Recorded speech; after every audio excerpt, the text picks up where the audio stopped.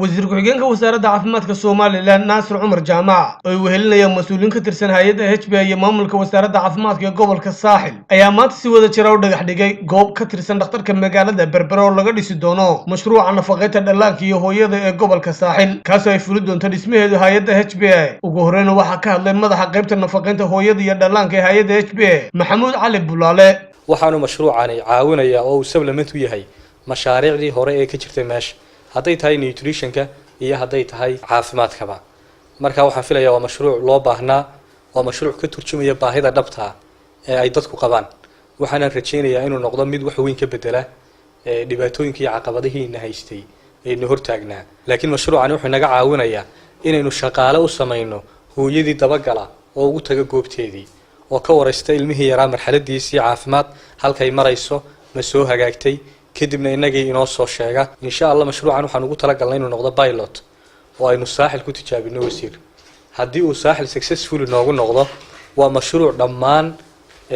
waddanka oo dhan looga baahan yahay waxa kaloo goobta ka hadlay suduwaha caafimaadka gobolka Saaxil iyo wasiir ku-xigeenka wasaaradda caafimaadka ee Soomaaliland Naasir Cumar Jaamac waxaana hadaladoodii ka mid ahaa dhismahaas wuxuu noqon doonaa meel carruurta lagu ciyaarsiiyo meel carruurta hooyooyinku ay ka cunteeyaan oo lagu daryeelo hooyooyinka cuntadoodii waxa kaloo la socodsaa la sheegay in caafimaadkooda la daryeeli doono markay noqdaanna la siin doono kidad caafimaad ama qalab sida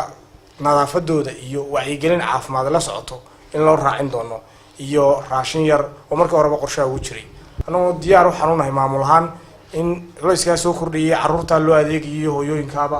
ay helaan adeegoodii loogu talagalay ay cusbitaal ahaan ka helaan waxaan halkan ku bogaadinaynaa oo aynu ugu hambalyeynayna hay'adda HBA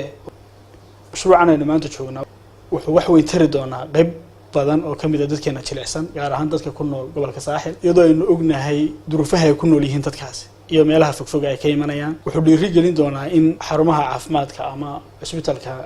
magaalada Berbera loo soo refergareeyo dad badan oo ubad badan oo markii hore laga yaabo inaanay duruufo badan oo jira awoodi aanay u iman karin halkan waxaan isleeyahay mashruucan wuxuu ku soo beegmay runtii xilligii loo baahnaa iyadoo dadkeenu duruufo adag oo badan ay ku jiraan HBA markii hore adeega caafimaadka qaybta healthka wax weyn bay ka tiri jirtay nutritionkana wax badan bay ka qaban jirtay laakiin imika inta soo korodhay mashruucan pilotka ay runtii waxa suura geliyay baan isleeyahay Berbera mashruucan pilotka la keeno dadaalada horumarineed ee wasaaradda horumarinta caafimaadka ay ka wado Sadiq Carab Saleeban telefishinka caalamiga Home Cable TV magaalada Berbera